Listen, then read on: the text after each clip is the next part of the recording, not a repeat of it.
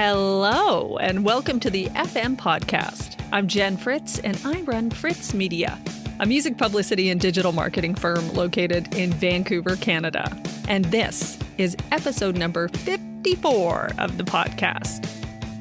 So the topic of this week's show is speaking up for social change. And joining me on the show is Victoria-based indie pop musician Alexandria Maillot, who is definitely an artist who isn't afraid to speak up about social injustice or political issues, particularly on her social media. Now, we had a really great discussion about the importance of musicians speaking up for social change and how many artists don't understand the power that they have and how they can actually use their platform to fight for social justice. It was a really great chat, and I hope you enjoy it. Here's my conversation with Alexandria Maillot. Well, hello, Alexandria. How are you doing today? I'm great, thank you. How are you doing? You know, I'm doing pretty good, all things considered. It's really good to see your face. I feel like, you know, we talk on social media all the time. This is true. But I can't remember the last time I saw you in person. It's been probably years, question mark. I feel like it's been years. While. Pre-COVID? Yeah. Potentially, yeah. Yeah, it definitely has. It feels like a long time ago. And I feel like everything pre-COVID feels that way, though. But it's also weird because you do the math and it doesn't feel that long because of social media. Like, yeah. You just pick up right where you left off. And it's like, oh no, I've seen so much of you. But it's like in real life. But you haven't. Yes, exactly. It's really messed up. I find that sort of thing weird. Like, people know about my life because of posting on social media, and then I'm always like surprised. I do the exact same thing. Somebody will tell me, like, they'll be like, "Oh, like, how is this going?" I'm like, "How do you know about that?" They're like, "You post about it like, I don't know, like 10 times a month." Like, that's true. That's my bad. No, it's true. I'm like, oh, I guess people read it. You know? Yeah, I guess.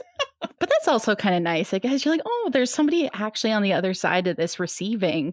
Yeah, I think that unless they interact with it, they didn't see it. Like, unless I see engagement, then they're not. But then I forget, like, I scroll past a lot of things that I take in. That's so true. I'm such a lurker. Like, long time lurker. Very rarely am I ever a first time poster. Just always a perpetual lurker. No, I'm totally the same way. To get things rolling here, I'm going to begin with the question that I like to ask all of our guests, and that is, how did you get your start in music? Ooh, well, you know, let's go back. But in a nutshell, I was just really young and naive. And I started with vocal lessons and piano lessons. And like, in my 30s now, when I first started like writing, I was very young. My parents, I think they just saw something that I could do that I would just not drive them nuts with and put my energy into. So music, I think, was the conduit for just dealing with a very high energy kid. This was also at the time where people started getting computers. So I was on the internet like prior to parents regulating their kids' use of the internet because they didn't know. So all I did, like, I was really young and I was like 10 or 11 and I just started like messaging, like sending emails to like industry professionals and stuff because they didn't know. Yeah, I don't recommend that for your children. Oh my God. But yeah, I just kind of like, I guess, embraced the internet and went into the weeds of like singing competitions and anything I could find in person and also online, I just applied for. And so that just led to a very strange, unique intro into the music industry. And I met a lot of interesting, colorful people. But yeah, it's led me to where I am now. I am a Victoria Idol recipient. Oh my God. When I was 14 years old. So incredible. I'm out of my idol days. That's amazing. I love that. It's very cringe, but All right. So the topic for this week's show is speaking up for social change. And I wanted to talk to you about this because you're an artist that isn't afraid to speak up about social injustice or political issues, particularly on social media. Is this something that you've always done? Like, was this the type of person you were even before you were a musician? Although you did get started quite early. So. Can I swear on this? Of course. Because I've always shit talked. So I just think like it's always been a part of me to express how I'm feeling and also my observations of the world. Mm-hmm. I think it took a long time to understand how to cultivate that in a way that I guess was true to my own voice, because I think it can take some time for anybody really to digest how they're going to express themselves. Mm-hmm. Yeah. And so I've always been this way. My parents can attest to that, just being very vocal and not really understanding. I've just had a hard time accepting things around me, and I've always questioned the world around me. And I feel like that's made me very curious.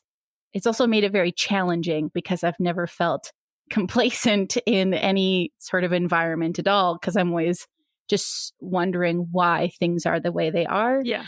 Yeah. So I think it's just been a very natural gravitation to utilize social media to kind of convey different language about the world that I'm seeing and the injustices that I encounter and I witness, and also to gravitate towards people who similarly speak like that, because I just find that there's something very beautiful about acknowledging the world around you and not just putting blinders on, and also not being afraid to say things. It's very scary to speak out, I will say that. And I do have I have a very difficult time of speaking out still, but I'm realizing that there's moments of necessity for acknowledgement. So I'm trying to lean more into that whilst also trying not to take up too much space.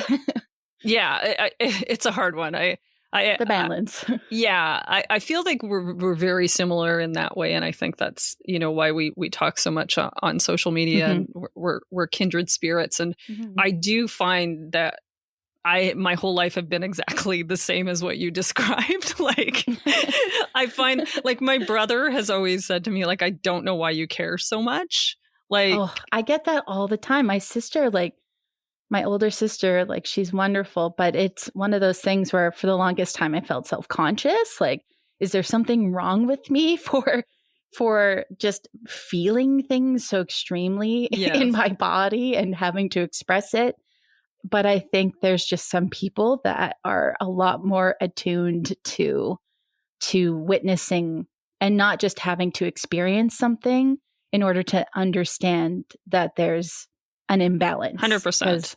I think that for a lot of people, maybe they just don't feel strongly about anything until it affects them. Yeah. Whereas I think there's also, that's understandable, but I also think that perhaps maybe being in the music industry and maybe having to deal with all the little subtle microaggressions, maybe we're just predisposed to seeing these things that are hard to see. I don't know. Yeah, it's very true. I mean, it's like, for me, it's just like, if my brother says that to me, or if anyone says that to me, I'm always like, well, I just feel like every single person should have the same equal human rights. And so it just always just comes down to that. And I don't have to experience it to feel that. Right. Like, and it's so interesting too, because I think like that's just what the nucleus is I just feel like everybody has a right to live an autonomous, free life, like as simply put as that, like regardless of sexual orientation, religion, it doesn't matter ultimately. Like, at the root of it, it's just wanting everybody, every single person to have the capacity for autonomy. 100%. And it's so simple, but understandably, obviously, there's going to be some construing of those intentions. And I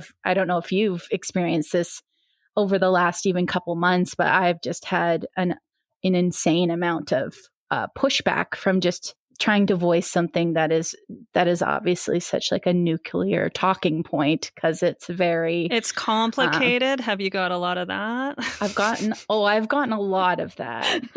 I've gotten a lot of that.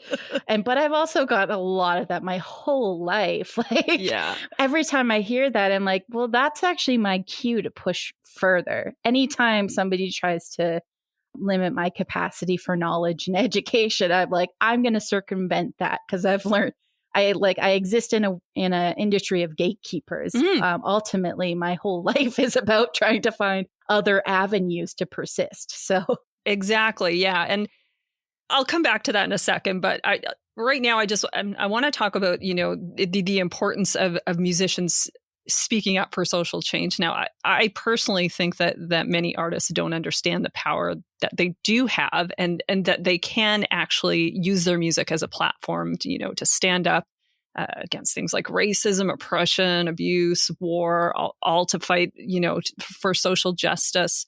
Now, you kind of touched on this a little bit, but why do you think artists might not want to use their platform in that way? I think it's such a complex time to be an artist. It's a time where maybe on the exterior, there's a lot of platforms and opportunity for artists, but there are so many, like talking about gatekeepers, there's just so many gatekeepers in the industry, and in terms of the ability to like make an income and to seek out opportunities.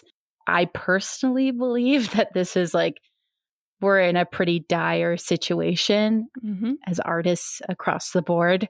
I have a lot of feelings about this, but I think there's the younger artists, the artists that are really coming up at a time where they're cultivating their sound, they're playing the game, they're doing all these things. And I think with social media, it adds this layer of brand adjacency where, I feel like there's a lot of artists right now just really trying to seek out brand developments, or I don't know, just kind of like align with different corporations, which is an interesting time from an artist's perspective, because there's just a lot of corporate investment now in different artists.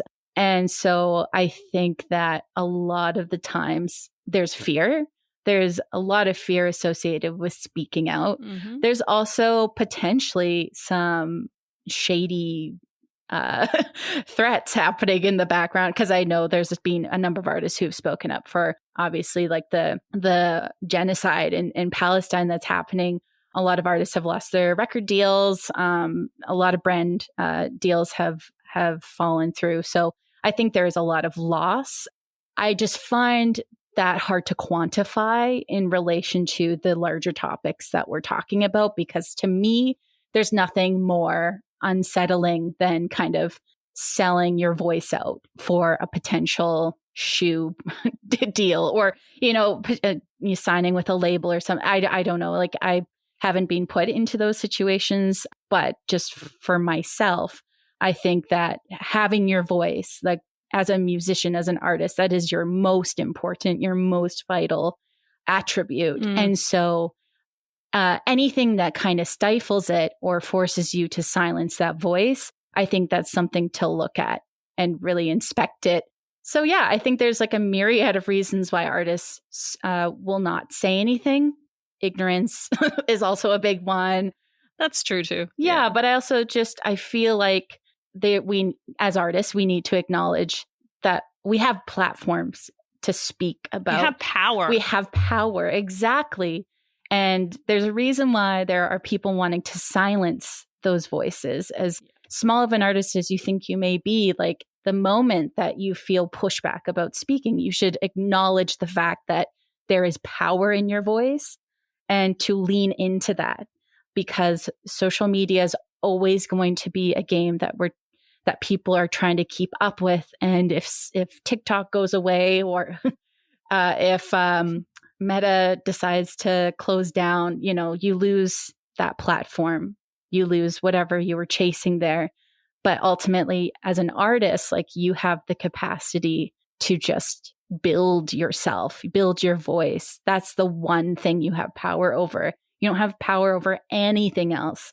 Yeah, I don't know. I've been talking about this a lot, but I just feel very strongly. No, I know. Obviously, that's why we're talking, because I mean, even you and I have been having like Instagram DMs about it, as you know. We were talking about the Israel-Gaza conflict, the genocide in Gaza, and I mean, this has come up quite a bit with artists. My talking point is, I understand if you don't want to talk about it because there isn't a lot of money to be had right now. So I'm not going to like be mad at an artist for not saying anything, but at the same time, I kind of am. I feel you know? So much that where it's, you're trying to give grace to people, but also in the same breath, you're like, you have a lot of privilege to sit there and not say a thing. But I also find a common thread for those who stay silent. It's typically they don't root their voice in their art. They tend to make music or put things out. Maybe not even music, just keep posting videos. But for me, like I'm always looking for connection. I'm always looking for purposeful engagement. And I just have such a hard time with trying to follow artists who put the same video out of promoting a single that they've been promoting for like 8 months, and it's the same video over and over and over again. Here it is again. And I just feel like I'm stuck in like the worst Groundhog Day video ever, or movie ever. It's just like not a great time to make content because there's just nothing. I feel like it's just this empty void of noise. Yeah. I'm just not about that. Yeah. As you can tell, I have a very contentious relationship with social media. No, I mean, listen, so do I. I always say like I have to do it for my job. So it's part of what I do. I have no choice but to be there. But I'm often envious of people that are able to not be on the platforms. Like I'm like, oh, your life must be just great. Yeah, like what do you do with your day? You just like go out, go on a walk? Like, man, what a crazy idea. It's so weird. You don't know about the Twitter beefs? You don't know what's happening?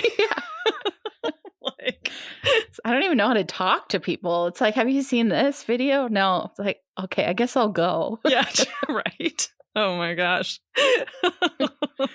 Yeah, I mean, just, speaking just about the Palestinian genocide, I would just, you said something about like the gatekeepers, and I know a lot of people are afraid to say anything because there are people in huge positions of power that are actually affecting the careers of artists that have been speaking out. I can understand the fear, but I also am like, you have to push back so that it doesn't happen in the future, in my opinion. Yeah. And I think like, I just hate all the sort of precursors we have to add to when we're talking about advocating for human rights. Like the fact that I feel like I've spent a lot of this time just trying to, I guess, I don't even know how to say it, but like distract from the actual conversation by having to like say things like, I love my Jewish friends like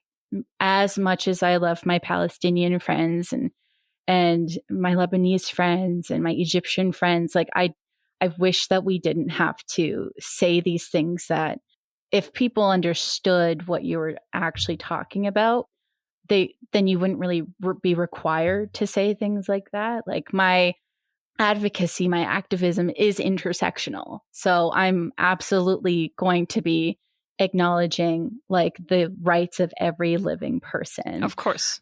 But I think that, again, like those are distractions. I think there's a lot of talk. It's the whole like, what about Hamas? Oh, the whataboutism. Right. I mean, but that's also just, that is a completely disarming. That's to disarm you in a conversation. Anytime somebody tries to do whataboutism, it's like, that you're not actually engaged in a discussion. And then like kind of with what happened with all the artists kind of boycotting South by Southwest. I mean, one, I don't really understand why anybody's playing South by. It's been like, first of all, it's been so problematic for many years. But, sometimes it just takes one little thing for it to click for artists to be like, oh, okay, so the owners of South by do not pay artists at all. And they also really like war and they really like guns and they really like just $1 million yachts. So maybe it's the industrial military complex. Precisely. Yeah. So, I mean, I think maybe that's a good example of artists kind of coming together to collectively say, okay, we can, as opposed to feeling individually picked off, we can use this problematic conference and festival as a way to come together and actually say something in unison. And I think maybe that's also it, is for artists who are afraid to talk and to find a voice. I think it's so vital to speak to your community, to find other individuals who are perhaps wanting to have a conversation and put it into context of what it means to be an artist. And perhaps together you can go on a journey of education and learning and find a way to kind of use your voice, use your art to engage in bigger topics. Yeah. Because music is where change, music is always the launch pad of change. So I think understanding as an artist, you have so much power. You also have community members who feel very similarly. Yeah, you're not alone. No, that's totally true. And I do want to talk about the importance of pushing boundaries and using music as a catalyst for change. As you said, music shapes who we are as individuals. So it obviously has the power to impact and transform even and create change. There's so many ways that artists can do this, sometimes when you say speaking up for social change as a musician, people will just think about writing a political song or something like that, like you're Billy Bragg or something, they can't think about anything else. But as you said, there's so many different things that artists can do to create change. That boycott at South by Southwest is just one perfect example of that. Think about the first band that had to do that, and then the other artists that were like, you know what, this does suck. This is horrible. Yeah. Are there any other examples that you can think of that that maybe you have done as a musician to create change, or that you've seen even other artists do that you thought was very effective? Well, I mean, this was just something I started to do over I don't even know if this answers your question, but I'm going to answer it anyways this way. It doesn't matter.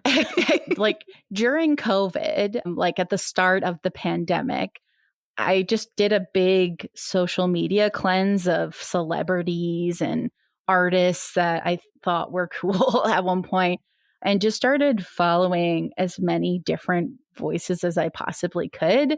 So I followed a lot of Indigenous artists and activists, a lot of disabled Black speakers, and I started following a lot of organizations, a lot of environmentalists, epidemiologists, scientists, journalists. I just really tried to expand my world. And what that did was just turn me on to so many different organizations that are working towards some pretty quantifiable change. And unfortunately, I can't think of the names of any right now because my brain is, it doesn't work that way. I can't recall names and words. Yeah, believe me, I'm in the same boat. It's getting worse with age too. So it's getting real bad, real bad. But, there's just from a music perspective, there's the United, I think it's United Musicians and Allied Workers. It's a union where basically they just kind of fight for fair wages when it comes to streaming. They've been very instrumental in being vocal about, conferences like South by Southwest, not paying artists fairly to perform. They've been very vocal throughout the war in Palestine. And I think that's been super helpful just in terms of for me, I think I have to acknowledge that I don't have the answers, and it's very easy to get overwhelmed by information and feel like I can't do anything. Yeah. So what's really helped me is just seeking out other voices who are doing that work and who've done the work for decades. Mm-hmm. And that feels really, that's just helping me, find a bunch of petitions to sign and just making me realize how important it is to actually lend my voice when there is a call out to do so. I agree. I really feel you on that feeling, because particularly like for me, if I'm feeling overwhelmed or like, oh my God, I can't do anything, the thing, like specifically just talking about the Palestinian war right now, is I would go to a protest and just being around other people that felt the exact same way as you and were fighting for the injustice, that felt good and powerful to me. So it's that same sort of feeling where you're just like, oh, here's a like-minded person. I am not alone. I am not going crazy. Yeah. It's, you know, I've had, I don't know if you know this. Well, maybe probably because I always post about it. So I'm sure you've seen it. But I went through like a pretty significant health issue in 2022. And so a lot of my advocacy ends up being from home because it's just not, I'm immunocompromised. I'm disabled. It's hard for me to go onto the streets and advocate. Putting my body onto the front lines is not something I'm able to do. It's something I wish I could do, but it's just not an option for me. So I think there's also other ways to engage in advocacy and if people are afraid of like going out and being at like rallies and going to different events that are hosted, fundraisers, that's I think why I've leaned so much into social media and seeking out just other avenues. But I miss the feeling of being around other people and feeling their energy and community building in person, because that's a very special.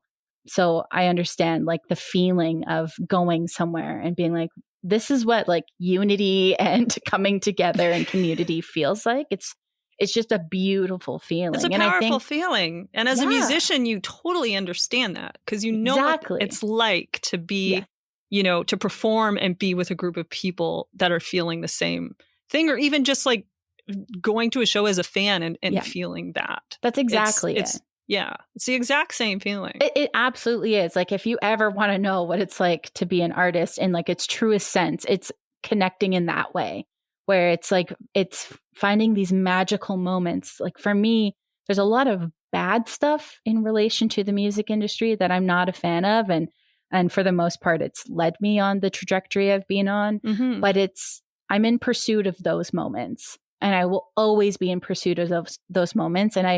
And I feel like if you're chasing this dream, which kind of forces you to put into question your morals and your values, that's not sustainable. But for me, it's always been finding community, finding people to connect with and collaborate with. Yeah. And that's a perpetual motion that will never end. So, and I think if you're predisposed to being somebody who wants to be around people and engage, then I think if you're able to, finding different events, following people who might be organizers, that can be just super helpful. Because I have gone to a couple things which kind of tested my comfort levels, just because there's no masking indoors, and I have to mask, otherwise I will get very ill if I get sick, and I get sick very regularly. But the times that I felt it was worth kind of putting my health kind of at risk, which I don't think I should have to. I agree. But the times that I've felt like going out kind of was worth it. I fell in love. I fell in love with the voices and the people, and it's exactly like playing a show. Yeah, It's totally, it is this exact same feeling. It's just that feeling of community. And there's just so many things you can do as an artist. There's just so many. And, as you said, it kind of does start with just like education and following people and learning about different causes. I think that a band that does this really well is Boygenius. Yep. Like on their touring from last year, they did so many things as part of their tour, like from discouraging the use of single-use plastics at their shows, which is an incredible thing to do. Yeah. Also making sure that there was gender-neutral bathrooms. Like, Yeah. there's so many things. You have the power as an artist to do that. Especially at that level. Like, you are just buying out a venue. Like, every element can be customized to your liking. So I think that Boygenius is a perfect example of, like, that is what an artist whose values, like, are very apparent when you go to their shows. Like, they're very mindful of being an accessible and equal opportunity place to experience joy. They are incredible, just with Indigenous acknowledgements as well. They're probably the best band I have seen do it and take it seriously. It's incredible.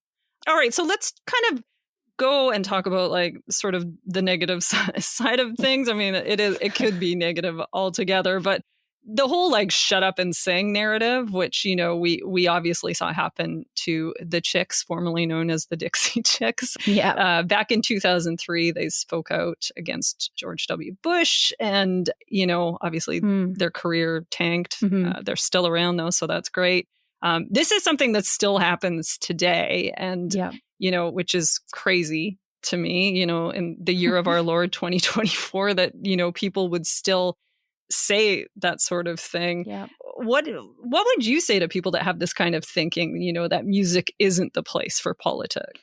I think that those artists don't like music. I think those aren't artists that are saying that. Those are well, it can be artists, but, you know, or just fans. It's usually fans, and it's usually like the music execs who might lose some money if you say something like that, because somebody might burn a CD. Nobody makes CDs anymore, but back in the old days. I just think that is a misunderstanding of the relationship between artist and listener. I think that art is political. Like, at its root, it's political. Art, it just is. It just is. Like, when you look at the history of music, I mean, music is rooted in Black culture. Like, all music stems from Black culture. And so when we look at what music has been utilized as in the past, I mean, it's been work songs. It's been every type of way of communicating, whether that's to find safe passage. So music it can be anything. Like, it can be anything you want it to be. It can be without lyrics. It can just be percussive. So I think that when we put music into a box, it serves only one purpose. And so typically that purpose is to just consume and overindulge. And that's not what music is. Music is an experience. It's not something that's just exists in a singular format. So I think if an artist is political, then that they use art as a conduit to say the things that they need to say. And I mean, oftentimes music is just simply political because the artist themselves' lives are just highly politicized, whether they're queer, whether they're Muslim, or, you know, it doesn't really matter. Like, ultimately, music in the context of, like, I guess more like Western Eurocentric music, it's very white. It supports and kind of forces you into sameness. And I think that the outliers always tend to be those that reject what the status quo is trying to make happen. I always feel like my favorite thing that I constantly quote is Gretchen Wiener's always trying to make fetch happen. And I feel like there's just like a lot of that in the music industry. Like, I feel like there's always people trying to make fetch happen, and it's just not going to happen. No, that's true. Like, I think that there's just, art is just always going to be this beautiful variety of sound, and the source that it comes from is going to be always varied. So I just think the shut up and sing thing is like, I don't even know why people want to open their mouths and say that. Cause ultimately it just kind of shows, such a lack of acknowledge. Like it's nothing. Those aren't people who listen to music. I think those are the people that like go, I don't even know. I don't want to create these. They just must lead like a very incurious life. Like just like, what's your life like if you're just like, shut up and sing, That's it. Like then that means that you've done that to yourself. Like you've just shut up and sung like in other parts of your life or I don't know, maybe not. Maybe you're just a dude and you're extremely like misogynistic and racist and you just tell everybody to do that because your voice is the only thing that matters. But which I think that's what I was thinking. A lot of that. What I thought about who was saying that. But I'm picturing like Joe Rogan. I'm just picturing just like a little like lump, like just a little angry cell, just trying to shout out the word. Yeah. Nobody wants to hear what you have to say. All right. Okay. All right, then. That just makes me scream louder. So yeah. All right. Well, wrapping things up just a little bit here. What's next on the horizon for you, music wise? Like, what have you been working on? What have you got planned for the rest of the year? Do you have anything planned? What's happening? These are all great questions. I mean, I have been working on an album forever. I put out an album in 2019, at the end of 2019, and planned to tour it and had big plans, a whole festival lined, had big plans. And the pandemic really shut that down. So it's been a bit of a slow burn, just kind of coming back to the thought of releasing music again. But I have been like working on an album from home. I built a studio and just really delved into production over the pandemic. So I've been kind of tinkering away. So I do have an album. I haven't announced it or anything, but I have been thinking about doing that at some point. It's just a little scary, but that is on the horizon. And I guess I'm just I'm looking towards that. I don't really know what else is happening though this year. I've just like really taken a step back from a lot of industry things. I feel like becoming very disillusioned over the years. I'm just trying to reevaluate what matters to me, like a lot of other people are doing. So I'm in no rush to release music, but I do have an album and I want to release it. So it could happen at any time, It could happen at any time. Yeah. Just talk nicely to me. Maybe I'll put it out. Who knows? Stand by, everyone. We'll just wait for that. Stand by. All right. Well, now seems like a good time to head on over to our fresh content segment. Every week on the show, we discuss our favorite piece of music content for the week, and we always like to start with the guest. So, what do you got? Okay. Well, so this isn't new, but last night I watched Prince's Purple Rain. Oh my God. And I don't know why I haven't watched it yet, but it was your first time? It was my first time. Oh my God.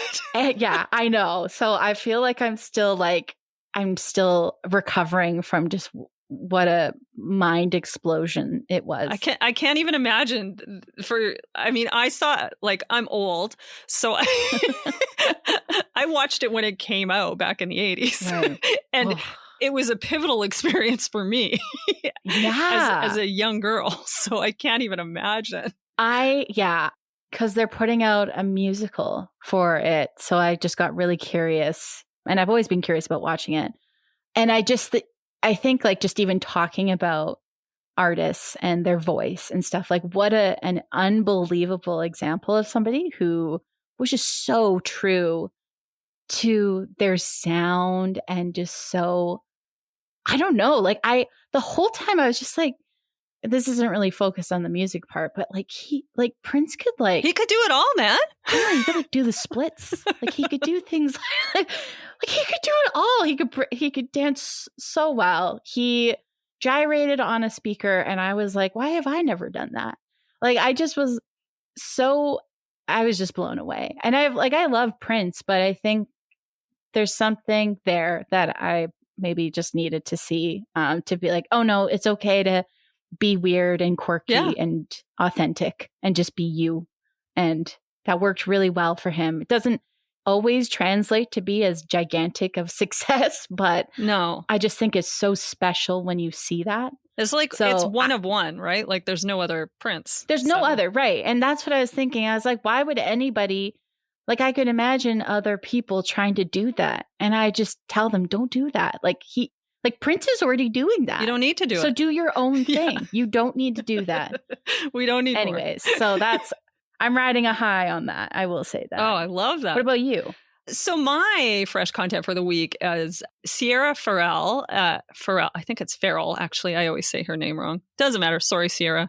You're not listening, so it doesn't matter. But her new album, Trail of Flowers, just came out on March 22nd. And in particular, there's one song called I Can Drive You Crazy, which I've been obsessed with for a while now. You know when you just like latch onto a song? I love that. Yeah. Oh. Like the whole album is feeling. great. She kind of falls into that alt country, sort of classic country roots category. Love it. Folk music-y, that sort of little thing. Genre blending. Yeah, there's a lot. Like, and in fact, the whole album's very much, feels like different genres. So if you like that sort of thing, you'll definitely love it. And if you need a pick-me-up, I 100% recommend listening to I Can Drive You Crazy. Like, as soon as we're done here, just go and put it on, because it's just one of those songs. It's just... I will do that. It's like an old-timey country song almost. There's also almost like Appalachian vibes to it. And she's a fiddle player as well. Like, it's just... Say no more. Yeah, exactly. That. All of that's great. At the end of the song, she makes a production choice to pipe in some live, like it's almost like it turns into a live song. Like you can hear audience like cheering and being appreciative because it has that sort of vibe to it. It's really great. Anyway, I'm such a fan of that. I'm such a fan of just like a song can be anything, right? Like you have to make a choice. You have to make a series of choices and then you have to like make a decision. Like the song is done. Yeah. So it's always so special when it takes a turn that you're not expecting. Yeah. And that's it. The first time I heard it, I was like, well, that's a choice, but it works. Like I was like, that's the total vibe of the song. So I love it. Good call, Sierra. Yeah. She knows what's up. Anyway, check that out. I'll link to the song and album as well as your pick, Purple Rain, in the show notes for anyone else that hasn't seen Purple Rain. I love that. Thank you so much for joining me today, Alexandria. This was a lot of fun. I'm happy to see your face almost in real life. Yeah. It was almost in person, but no, it's not. So it's not. Yeah. Well, I hope to see you in real life soon. Yes. Maybe. Yes. Yeah. Likewise. Yeah. Question mark. And if someone wanted to find out more about their music, where can they do that? I have a website, maillotmusic.com. Maillot is French, I think, for t-shirt. And I'm on all the things as well. Well, not all the things, but you can find me on Instagram and all the Spotifys that pay me 0.003 cents per play. But you're there. But I'm there. All right, great. Well, have a great rest of your day. Thank you. I'll hope to see you soon. Bye. Thank you. Bye.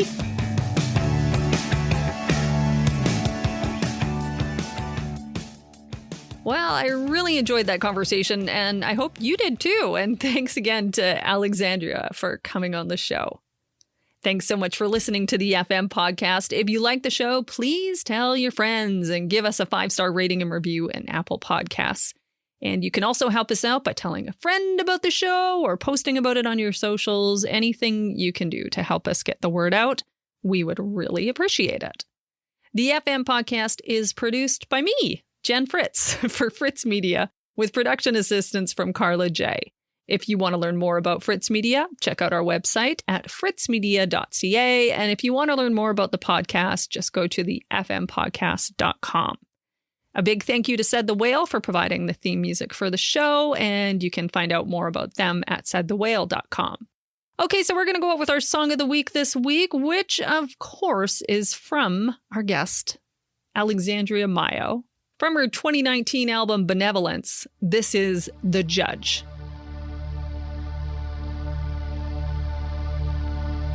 I used to be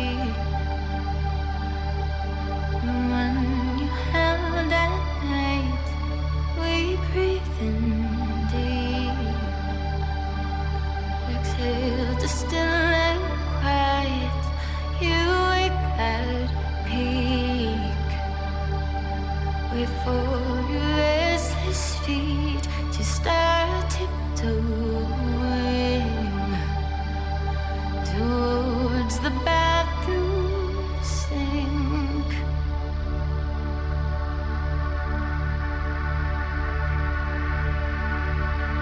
I used to know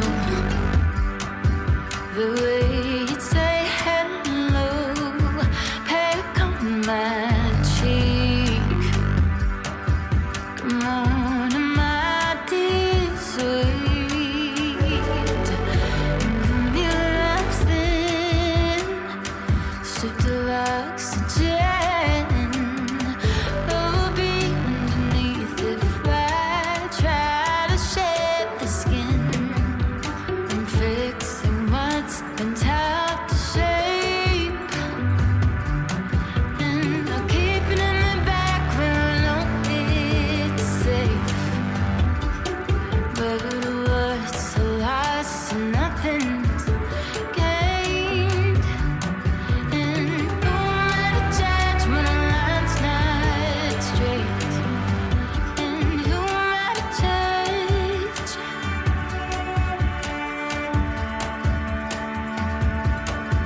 I stripped the sheets, clean up the cabinets, sweep underneath the places we would sit. What's left to fix in all this empty space? But your fingerprints getting in my way. In the mirror I'm thin, stripped of oxygen. Bumblebee underneath if I try to shed the skin. I'm fixing what's been tough to shape, and I'll keep it in the back where I know it's safe. But what's a loss and nothing's gained, and who am I to judge when a line's not straight? And who am I to judge when a line's not straight? And who am I to judge?